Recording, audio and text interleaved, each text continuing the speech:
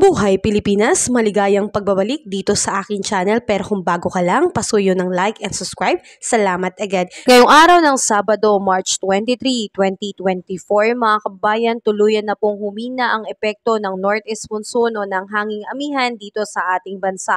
Kaya ito na po ang simula ng pagdideklara ng dry season. Asahan po natin mga kababayan na patuloy po ang epekto ng easterlies at ito po ay nagdadala pa rin ng maulap na kalangitan na meron pong kasamang mga localized thunderstorm or scattered rain shower sa iba't ibang parte ng ating bansa. Kaya asahan po natin ngayong araw mga kababayan sa Aurora at Northern Quezon ang pagkakaroon po ng maulap na kalangitan na meron pong kalat-kalat na pag-ulan, kulog at kidlat. Easterlies po ang nakaka-apekto dyan at posible pong magkaroon ng flash flood and landslide.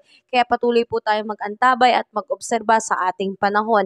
Samantalang dito po sa Metro Manila at malaking bahagi po ng Luzon ay makakaranas po ng maaliwalas na panahon. Pero pagdating sa hapon at sa gabi, magkakaroon po ng partly cloudy to cloudy sky with isolated rain shower po. Kulog at kidlat po ang kasama dyan. May tsansa pa rin po ng pagkakaroon ng flash flood and landslide during severe thunderstorm. Sa ngayon mga kababayan ay wala pa rin po tayong bagyong namamataan sa loob at labas ng Philippine Area of Responsibility, pero patuloy po tayong mag-antabay kahit na po simula na po ng dry season.